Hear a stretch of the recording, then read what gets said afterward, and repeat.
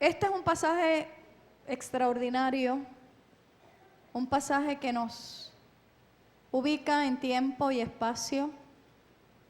Yo tengo dos preguntas para ustedes antes de comenzar esta predicación. La primera es, ¿cuándo fue la última vez que tú sentiste compasión por alguna persona?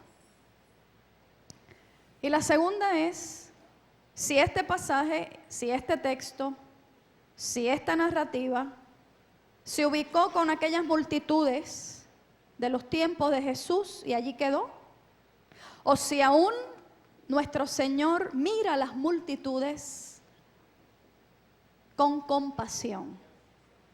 Las multitudes hoy, las multitudes de los años venideros. Ustedes saben que el tema de este mes es Visión 2025. ¿Y cómo debe ser nuestra mirada al mundo en los años venideros? ¿Cómo debe ser nuestra mirada a Puerto Rico? Y Puerto Rico no es el Morro nada más. Y Puerto Rico no es el Yunque nada más. Y Puerto Rico no son sus bellas playas nada más. Puerto Rico eres tú. Y Puerto Rico es aquel y es aquella y es el otro y es la otra y es el vecino y es el amigo y es el que se porta bien y el que no se porta tan bien. Puerto Rico somos todos y todas. Y si, como dicen los analistas económicos, aquellos que se dedican a las ciencias políticas y sociales, que habrá más necesidad, más escasez y recursos limitados en muchas partes del mundo, entonces este mundo, pienso yo, que el texto bíblico me dice que debemos y necesita ser mirado como Jesús lo ve. La compasión, puedo yo preguntar, ¿es la respuesta natural ante el sufrimiento humano? Eso tú lo tienes que ir vinculando con las preguntas anteriores. Generalmente contestamos que sí, que la compasión es una respuesta natural al sufrimiento humano. ¿Quién no siente compasión ante una persona desvalida? ¿Quién no siente compasión ante un niño o una niña hambrienta? ¿Quién no siente compasión por multitudes migrantes a la deriva en el océano? La imagen que dio la vuelta al mundo del niño sirio muerto en las costas de Turquía, a mí me partió el alma y el corazón. Y yo me imagino que a ustedes también. Entonces, ¿por qué la humanidad está tan fracturada? En odios, en guerras, gente que sufre hambre, que muere de hambre, países completos que ven los desplazamientos de multitudes de su gente. A mí me parece que debemos revisar nuevamente nuestro entendimiento de la compasión, porque muchas veces lo traducimos en un acto esporádico para aplacar nuestras conciencias. Henry Nouwen, el autor de ese clásico que yo le he referido a muchos de ustedes, El regreso del hijo pródigo, dice que es la competencia y no la compasión la mayor motivación de la mayoría de los seres humanos. Que vivimos en un mundo altamente competitivo y se nos va la vida escalando, compitiendo, alcanzando, comparándonos. Vivimos compitiendo más que compadeciendo.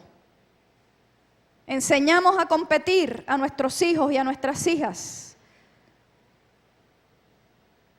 Mucho más quizá que a ser misericordiosos y compasivos.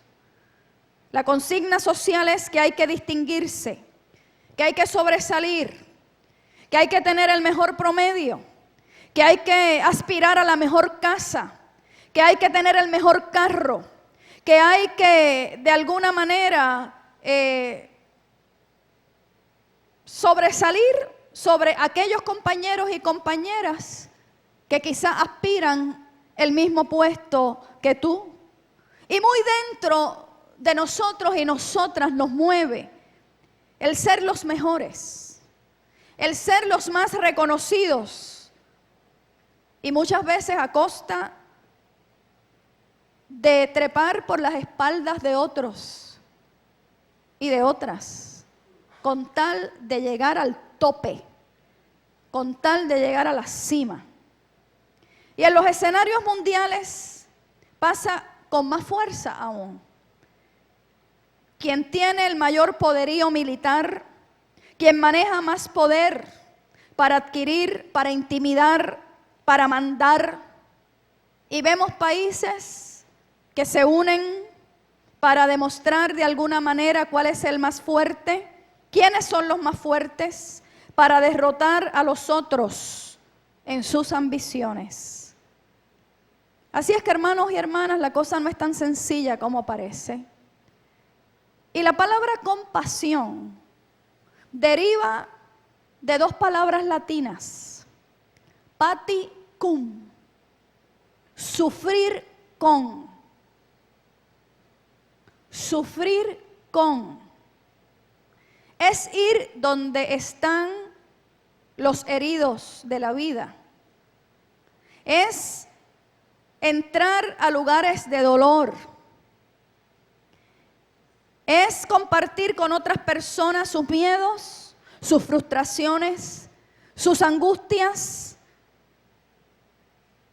sus dolores. Y algunos dirán que eso es masoquismo.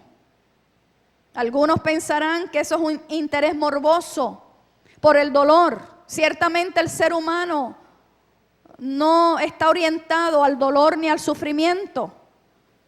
Somos seres hedonistas que de alguna manera sí estamos más orientados al placer, a la felicidad, al gozo, al disfrute, al deleite, y no hay nada malo con eso. Pero naturalmente no estamos orientados al dolor, al sufrimiento, al quebranto. Jesús es el modelo de compasión por excelencia. ¿Cuántos dicen amén? Tanto es así que Mateo, ahí en el mismo Evangelio, capítulo 6 y versículo 36, nos dice: sed compasivos, como vuestro Padre es compasivo. Y Jesús vivía atento a las personas necesitadas que encontraba en su camino. La alimentación de los 4,000 en el Evangelio de Marcos, el verbo que se utiliza ahí es que sintió compasión. Gente hambrienta, gente en necesidad. Hoy hay gente que tiene hambre. Hoy en Puerto Rico, aunque a usted se le haga difícil y resista creer que eso es así, hay gente que a la hora de esta hora no ha desayunado, porque no tienen que desayunar como usted y quizá como yo hemos podido desayunar. Los 2 ciegos de Jericó, Jesús sintió compasión. Ahí, antes de lo que hemos leído, hay un relato de todas estas personas, los 2 ciegos de Jericó. Allá la mujer encorvada por la enfermedad, el mismo verbo, Jesús sintió compasión. La viuda de Naín que llevaba a enterrar a su único hijo, Jesús sintió compasión. Y cuando leemos detenidamente esos pasajes y buscamos las equivalencias en el griego, lo que nos dice es que todos ellos y otros que no hemos mencionado, pero estos específicamente, la palabra es que todos ellos le conmovieron en lo profundo. Le conmovieron las entrañas a nuestro Señor. Las entrañas del cuerpo. ¿Usted se puede tocar las entrañas ahora mismo? Las entrañas es lo más profundo, ahí donde se localizan nuestras emociones más profundas, más íntimas, más intensas. Ahí. Yo no sé si usted ha vivido la experiencia de que cuando usted se enfrenta a una realidad que le punza, hay algo que duele adentro. A unos le duele por aquí y a otros le duele por acá. Y otros sienten un nudo. Dicen, yo siento un nudo en la boca del estómago. Miren, piense que por ahí están las entrañas, que por ahí están las vísceras, que hay dolores que son viscerales, pero que hay movimientos del espíritu que también son viscerales, que se dan en lo profundo, que se dan en lo íntimo, que se dan de una manera intensa. El epicentro de amor de ese Emmanuel, Dios con nosotros, en lo profundo se estaba dando, allí en el corazón, en las entrañas de Jesús, en lo profundo de Jesús, porque Él nos ama profundamente. Y Mateo 9:36 nos está diciendo que Jesús no es capaz de pasar de largo sin aliviar el sufrimiento. Además, el Evangelio lo presenta fijando su mirada sobre las muchedumbres. Veía a la gente con hambre, veía a la gente enferma, con dolencias, y le sucedía siempre lo mismo. Sentía compasión. Había algo del otro que le dolía de manera especial. Y por eso el texto bíblico de esta mañana es tan importante. Al ver a la gente, dicen unas versiones, se compadecía de ella, porque estaban abandonadas y extenuadas, como ovejas que no tienen pastor. Yo no voy a preguntar cuántos están extenuados. Yo no voy a preguntar cuántos están o se sienten abandonados por alguien, por el sistema, por personas que se supone que cuidaran. Ni los representantes de Roma, ni los dirigentes religiosos de Jerusalén se preocupaban de aquella gente del pueblo. A ellos ni fu ni fa. Sin embargo, hermanos y hermanas, Jesús no sintió pena. Tampoco sintió lástima. Porque la pena, cuando decimos que alguien nos da pena,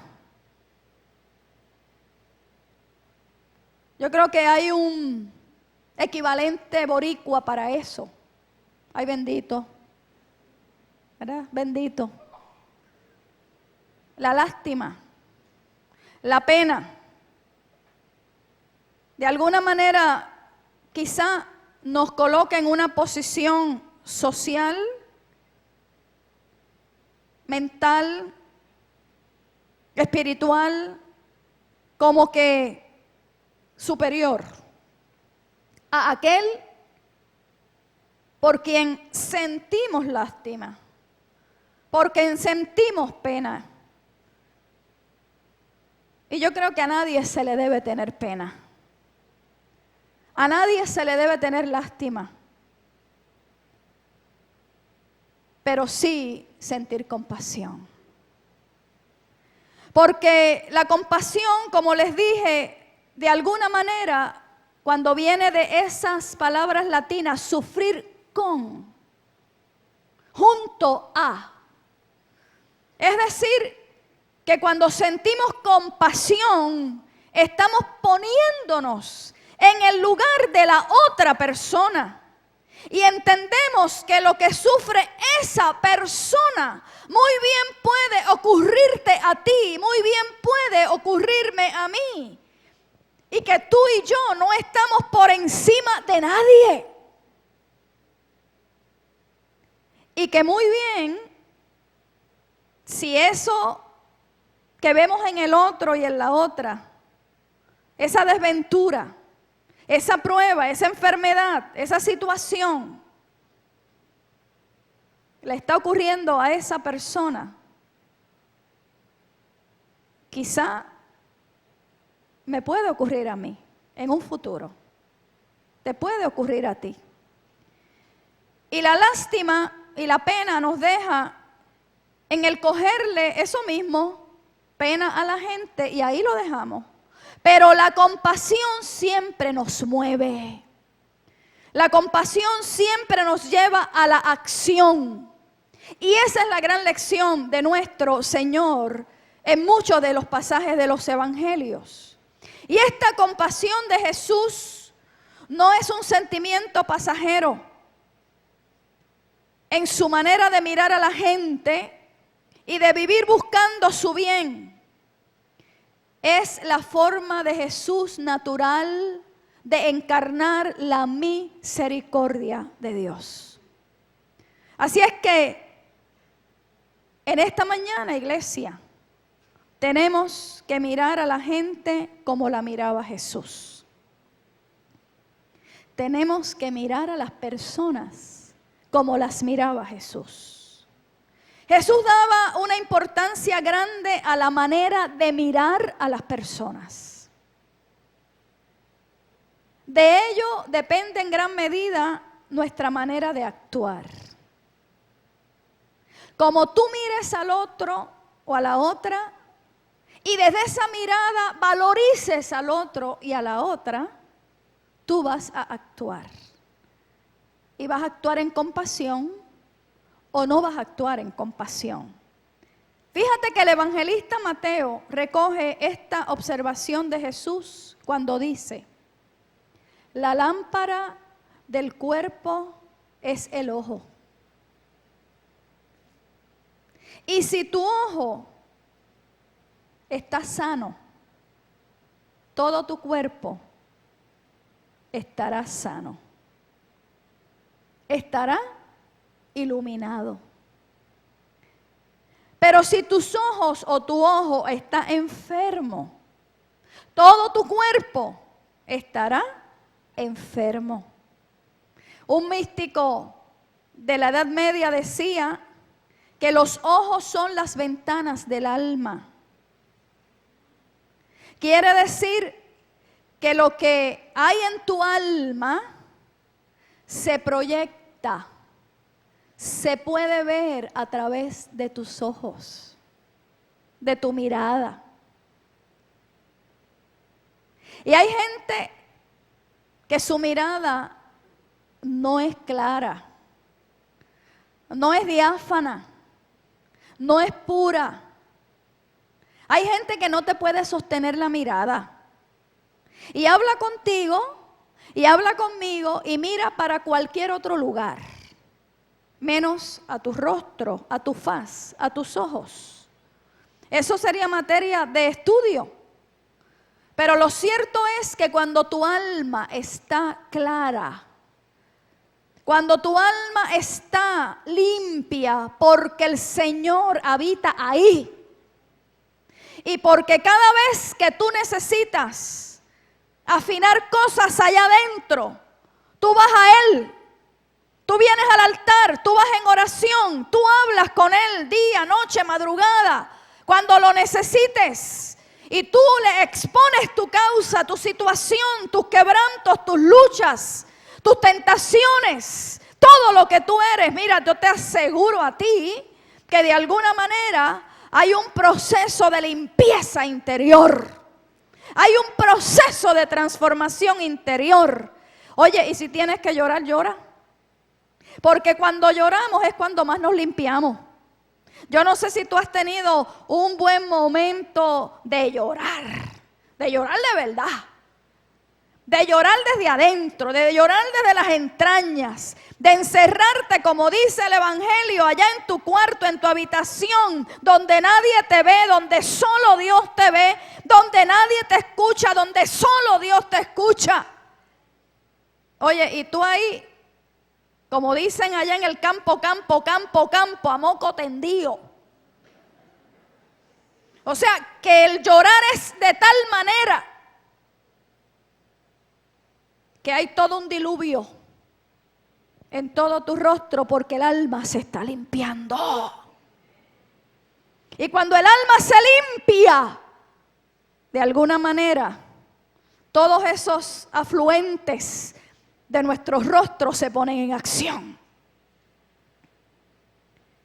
Así es que una manera de mirar clara, diáfana, limpia, misericordiosa, compasiva, permitirá que la luz entre dentro de nosotros y podamos actuar con lucidez. Y la luz no es la del interruptor, la luz es la luz de Cristo, que ilumina los sótanos más oscuros de nuestra vida y de nuestra conciencia. ¿Cómo era la mirada de Jesús? ¿Cómo veía a la gente Jesús? Los evangelistas repiten una y otra vez que su mirada era diferente. No era como la de los fariseos radicales que solo veían en el pueblo impiedad, ignorancia de la ley e indiferencia religiosa. Tampoco, fíjense, la mirada de Jesús era como la de Juan el Bautista, que veía en la gente pecado, inconsciencia y corrupción ante la inminente llegada del reino de Dios. Por eso Juan era férreo, Juan era duro, Juan era un profeta de juicio y esos tienen que existir. Sin embargo, la mirada de Jesús estaba llena de cariño. ¿Cuántos dicen amén? De respeto, de amor. Al ver a la gente, y estoy repitiendo esto como un estribillo en esta predicación, se compadecía de ellas, porque estaban extenuadas, abandonadas, confundidos, desorientadas, como ovejas sin pastor. Sufría al ver a tanta gente perdida. Sufría al ver tanta gente sin orientación. No, pero ¿cómo es eso, pastora, que Dios sufre? ¿Cómo es eso que Jesús sufría? Pues sí. Ese es el verbo, esa es la palabra, el sentir compasión. Yo no sé si a usted le ha pasado, por eso hice la pregunta al principio, ¿cuándo fue la última vez que usted sintió compasión por alguien? Porque tenemos que ir haciendo la distinción de la pena, de la lástima, del ay bendito.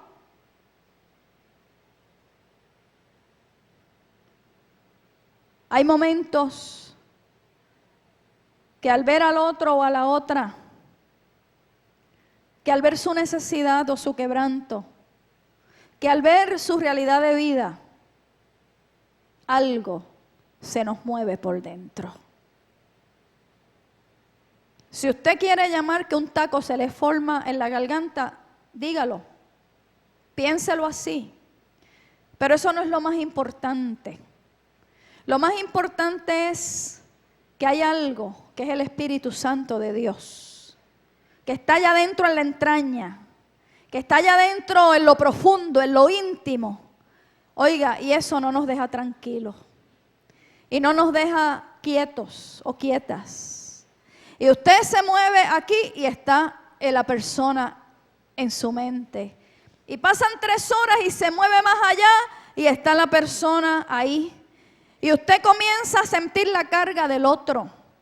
Y usted comienza a sentir de alguna manera la situación del otro gravitando en sus emociones, en su corazón, en su mente, en su espíritu. Y usted no va a estar tranquilo hasta que usted no dé un paso de gracia, de amor y de compasión en el nombre del Señor hacia esa persona. Sufría al ver a tanta gente perdida y sin orientación.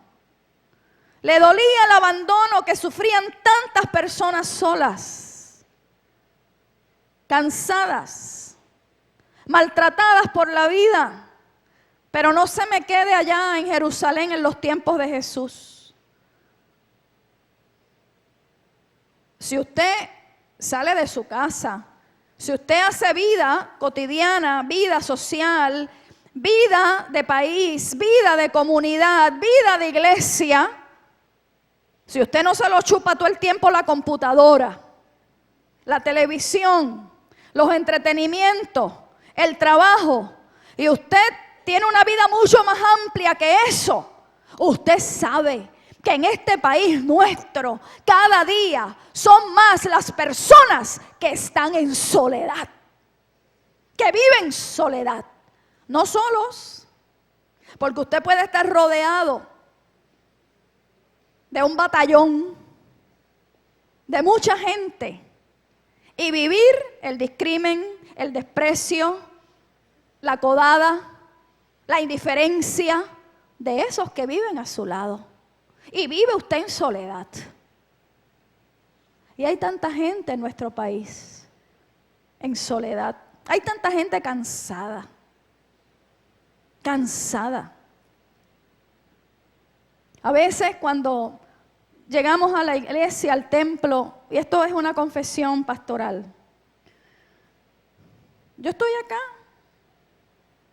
y yo puedo percibir, recibir, observar, ver, mirar, que hay mucha tristeza en muchos rostros, en muchos corazones, que hay mucho cansancio. Y eso no está mal. A veces nos cansamos. Nos cansamos de luchar contra corriente. Nos cansamos de dar los mejores consejos a los más que amamos. Nos cansamos de señalar el camino mejor. Y que usted sabe que es el mejor. Porque cuando los más jóvenes van, usted y yo, que llevamos unos cuantos pasitos adelantados, ya habíamos ido, venido, vuelto, regresado, y sabemos que el consejo que estamos dando es el mejor consejo. No es que la sabemos todas, ni que es el único, pero después de usted haber meditado, reflexionado, orado, buscado inspiración, dirección del Señor, haberse puesto frente a la presencia de Dios y haberle dicho al Señor: Señor, muéstrame cómo yo me debo acercar a mi hijo, a mi hija, a este muchacho, a esta chica, a este otro, a este hermano, a este vecino. Usted no va con arrogancia ni con prepotencia, pero usted va con una convicción humilde de que lo que usted va a compartir con esa otra persona es lo mejor que usted le puede dar en el nombre del Señor. Y usted lo hace una vez, y lo hace 2 veces, y lo hace 3 veces. Y llega un momento que quizás hasta nos podemos cansar. Hay gente muy maltratada por la vida. Hay gente muy maltratada por otros y por otras. La pregunta es si nos duele a nosotros. Si te duele a ti lo que le pasa a otros y a otras. A mí me duele Puerto Rico. A mí me duele mi país. A mí me duele el mundo. Cuando leemos, miramos, escuchamos tantas cosas, tantas barbaries, tantas tragedias, tantas situaciones, tanto abuso, tanta opresión, a mí me duele. Pero no me quedo en la queja, trato de no quedarme en que me duele. Algo, un pequeño acto de compasión, un pequeño gesto de bondad. Ese proyecto de Juan Wesley, Cristianos de Valor, que tiene el momento de usted ir al texto, de usted permitir que el texto bíblico le interpele, le hable, le llame, le convoque.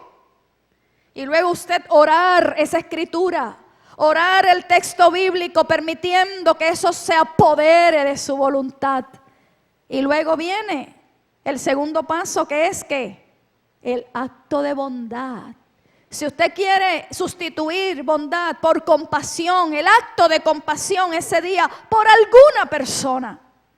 Oiga, y cuando usted está ahí ante la presencia de Dios en esas primeras horas de la mañana, y usted está narrando, y usted está escribiendo, y usted está diciendo hoy, en el día de hoy, mi acto de compasión será para esta persona. Una vez usted lo escribe, en ese momento sagrado, ese nombre, esa persona, ese rostro queda sellado ante la presencia de Dios. Y créame que ese día, ese pequeño acto de compasión ha de cumplirse en su vida. Pero mucho más que en su vida, en la vida de aquel o aquella que sabrá Dios en qué momento de la semana ha orado al Señor pidiendo una provisión. Y lo menos que está pensando es que el instrumento es usted mismo o usted misma. Así es que, hermanos y hermanas, aquellas personas del tiempo de Jesús eran víctimas más que culpables. No necesitaban oír más condenas, sino conocer una vida santa, una vida sana, una vida de salvación, una vida de transformación, una vida de perdón. Fíjense que más adelante, después de ese Mateo 9, 36, 37 y 38, el capítulo 2 de Mateo, dice que Jesús llamó a sus discípulos. Y los llamó para darle autoridad. Autoridad para sanar. Ahí mismo en Mateo, el capítulo siguiente, inmediatamente, y leo, 10:1, reunió a sus 12 discípulos y les dio autoridad para expulsar a los espíritus malignos y sanar toda enfermedad y toda dolencia. Sanar toda enfermedad y toda dolencia. Mire, es más fácil condenar que sanar. Usted condena a alguien, juzga a alguien, y no estamos llamados a eso, pero siempre hay gente que lo hace. Y usted condena a alguien, juzga a alguien y se desentiende de él o de ella. Que se lo lleve quien lo trajo. Es el pensamiento de los que condenan. Pero cuando decidimos sanar y liberar en el nombre de Cristo a una persona, nos comprometemos en todo un proceso de restauración. Nos comprometemos en todo un proceso de acompañamiento, de discipulado, porque eso es lo que Jesús hizo. y lo que nos mandó a hacer en su nombre. Y el usted acompañar en el proceso de sanidad, de curación, de liberación, de transformación a una persona, eso toma tiempo. Eso va a reclamar de alguna forma de tu tiempo, de tus fuerzas, de tu amor, de tu compasión, de tu misericordia. Y como vivimos en una sociedad y en un mundo hedonista, individualista, egoísta, pues entonces que lo hagan otros. Yo no tengo tiempo, yo no tengo fuerzas, yo no quiero ese compromiso.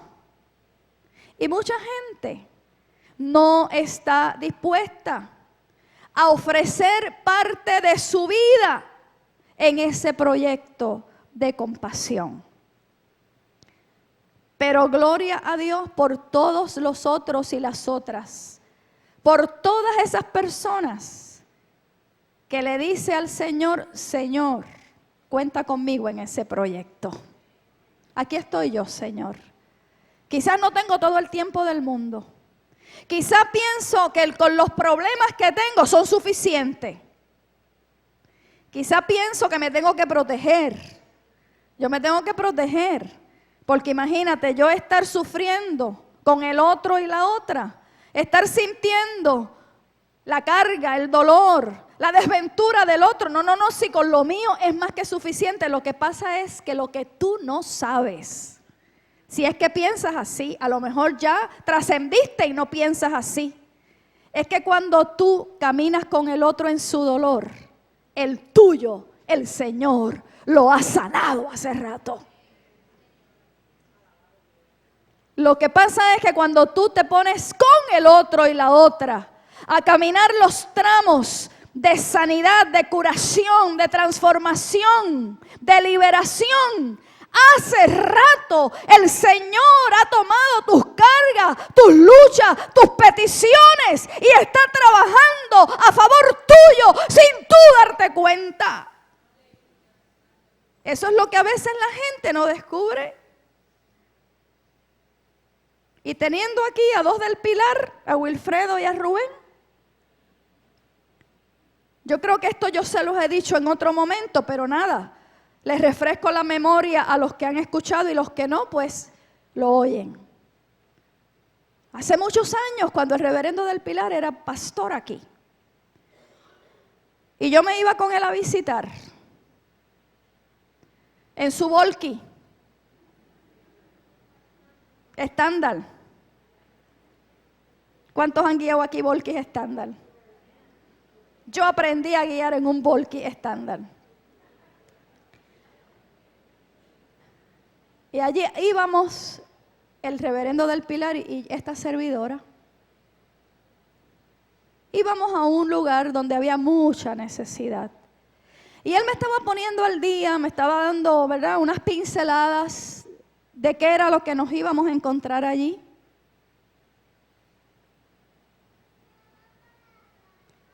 Y él me dijo lo siguiente, me dijo, yo tengo también mis problemas, yo tengo también mis quebrantos, yo tengo también mis dolores. Me dijo, y te lo digo porque lo quiero compartir contigo. Claro, porque en ese momento yo estaba comenzando a vivir experiencias muy duras y él lo sabía. Y me dijo, pero nunca te quites. Nunca te quites. Nunca quites la mano del arado. Porque sanando a otros, tú vas a sanar. Porque sirviendo a otros, no importa cómo esté tu corazón, tu alma, tu estado de ánimo, Dios te va a sanar. Dios se va a hacer cargo de tu carga, de tu situación. Palabras con luz. Palabras sabias. Oiga, mi hermano y mi hermana, y quizás hay unas personas que me han dicho, pastora, yo sé que usted ha pasado el Niágara en bicicleta, pero usted sigue para adelante, ¿y cómo es que usted lo hace? Pues mire, Esa es la respuesta, hermanos y hermanas. Porque cuando más atribulada, cuando más cargada, cuando más probada yo he estado, es cuando más sirvo, es cuando más visito, es cuando más me duele el dolor del otro. Porque tu dolor de alguna manera te hace sensible. Cuando tú estás pasando por el valle del dolor, del quebranto, de la prueba, del sufrimiento, hay algo que se va afinando en tu alma y en tu espíritu. Y los arrogantes, y los prepotentes, y los orgullosos, y todos esos que se creen que están por encima de este templo, de alguna manera empiezan ¿a qué? A bajar, a bajar, a bajar. Y decirle al Señor, Señor, ¿qué tú me quieres enseñar? Señor, rompe mi vasija y hazla otra vez. La estás rompiendo hace rato y no me he dado cuenta. Es que caí en cuenta hoy. No, es que el Señor hace rato viene trabajando contigo. No le temas al dolor. No le temas al sufrimiento. No le temas al quebranto. No le temas a la crisis. Porque en medio de esa crisis, Dios se va a manifestar con compasión de una manera inusitada en el nombre de Cristo. En la iglesia y en la sociedad, y voy culminando, comenzaremos a cambiar cuando empecemos a mirar a la gente como la miraba Jesús. Cuando miremos más su sufrimiento que su pecado. A veces tenemos la tentación de detenernos a mirar el pecado de la gente. Deje que el Espíritu Santo haga la obra. Dediquémonos a sanar, a curar, a acompañar, a compartir el amor de Dios, y el Espíritu del Señor hace la obra. Miremos con más confianza y menos miedo, con más compasión. Entonces la gente no se sentirá tan dispersa, tan desamparada, tan cansada, tan extenuada. Ustedes saben lo que es que las personas lleguen a un templo, a una iglesia, que vienen paleadas de la vida, que vienen con tantas heridas, que vienen con tantas situaciones, y que aquí cuando lleguen se sienten juzgadas, se sienten discriminadas, se sientan miradas por encima del hombro, como que tienen que probar algo. La gente no necesita eso. La gente necesita que les recibamos con amor. La gente necesita en este tiempo que puedan sentir que hay un lugar en los brazos de Dios para descansar, para encontrar alivio, reposo, descanso, esperanza. Lo que Dios tenga que hacer en el corazón de cada quien, Él es Dios para hacerlo. Y termino con esta pregunta. ¿Cuándo es que usted recibe más consuelo? ¿Cuándo es que usted recibe más alivio, más consuelo, más esperanza? Cuando en el dolor, en la prueba, en la dificultad, en la crisis, alguien te enseña a cómo pensar en la prueba y en la dificultad.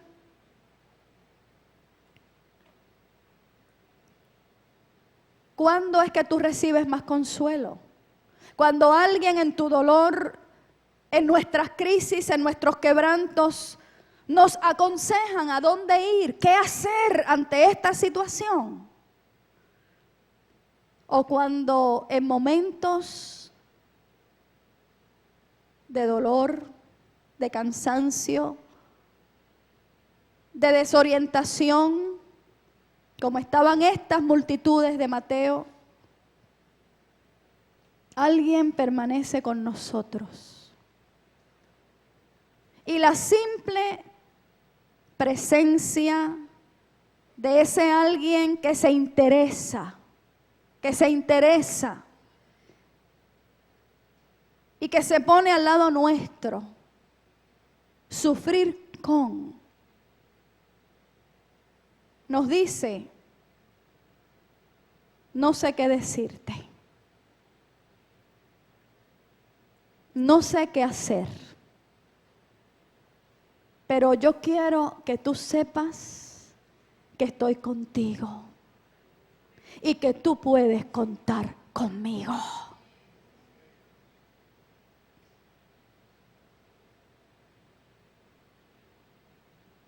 Hay momentos que no hay que hablar mucho. Es más, hay momentos que la gente nos agradece que no hablemos tanto.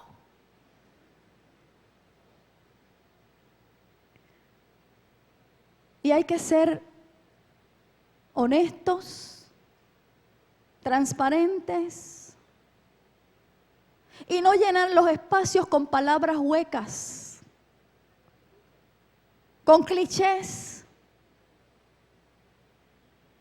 Hay momentos que realmente tenemos que decir, no sé qué decirte, no sé qué hacer, pero quiero que sepas que estoy contigo y puedes contar conmigo.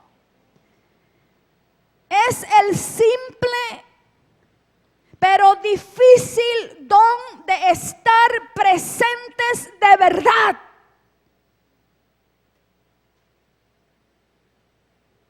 Hoy la gente está y no está.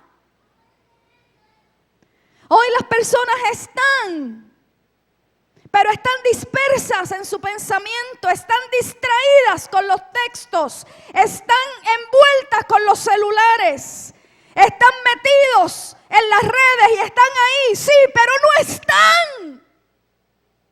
Y hay gente que necesita que usted apague el celular, lo ponga a un lado, se desconecte de unas cuantas cosas y sencillamente usted ejerza en compasión el simple don de estar verdaderamente. A veces en silencio. Yo no sé si usted ha tenido esa experiencia. Yo he tenido que aprender eso. Yo he tenido que aprender que entro a lugares, que entro a salas de hospitales, que entro a hogares donde la gente no quiere hablar. Porque el dolor es tanto que no fluyen las palabras. Y yo he sabido, porque el Señor me lo ha dicho, guarda silencio. Simplemente estate presente allí. Y antes de salir, haz una oración. Yo he tenido esa experiencia, hermanos y hermanas. Y al principio yo decía, pero ¿cómo es? Pero sí, simplemente estar. Y la persona sabe que tú puedes contar con ella. La persona sabe que en tu compasión, en el momento que te necesite, para lo que te necesite, ahí va a estar esa persona, porque está bañada, está llena de la compasión del Señor.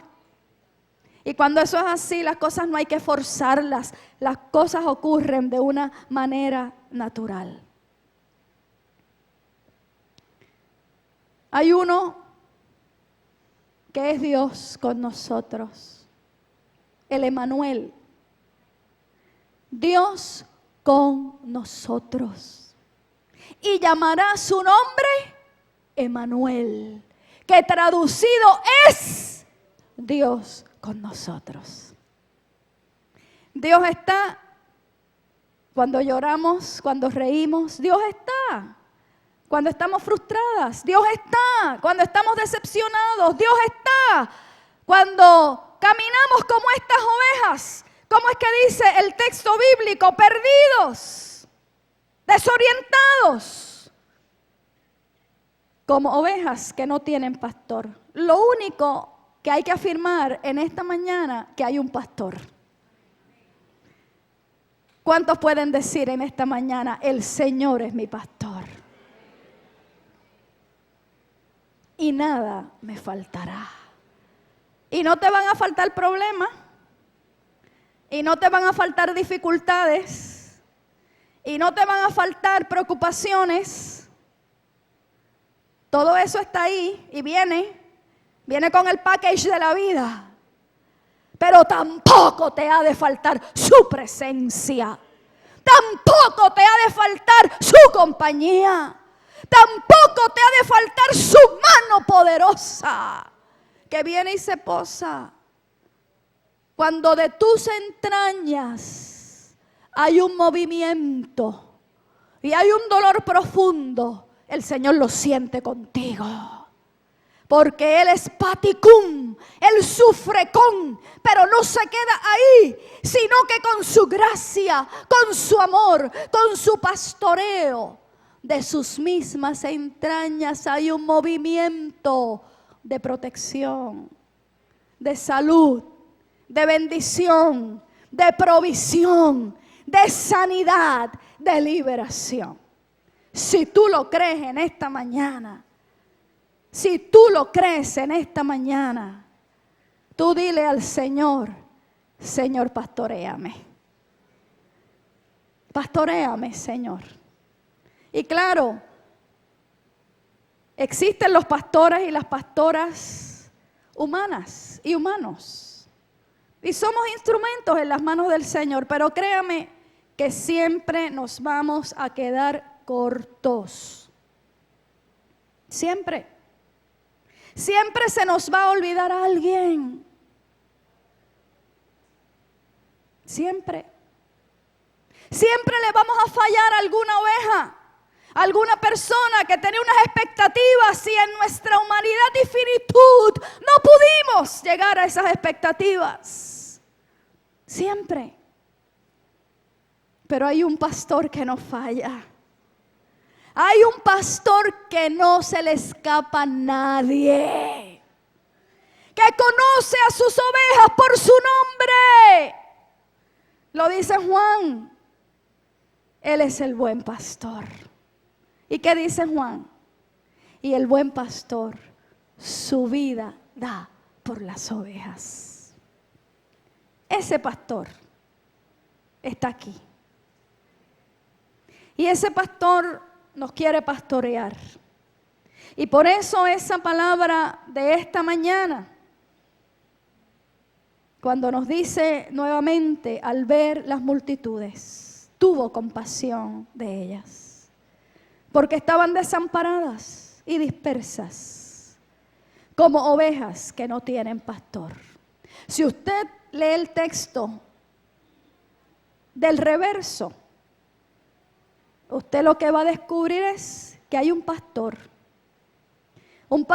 que quiere reunir sus ovejas. Un pastor que quiere que sus ovejas se sientan amparadas, protegidas, cuidadas, dirigidas, amadas, perdonadas. Ese pastor es Cristo y está en medio nuestro. Y en sus entrañas no hay otra cosa que no sea misericordia y compasión. Compasión y misericordia. Por eso cuando estaba pensando en este culto, en esta predicación, en el momento de la mesa, viene ese cántico de Jacobo Ramos. Tu misericordia, oh Dios, me alcanzó y mi vida de alguna manera restauró, perdonó.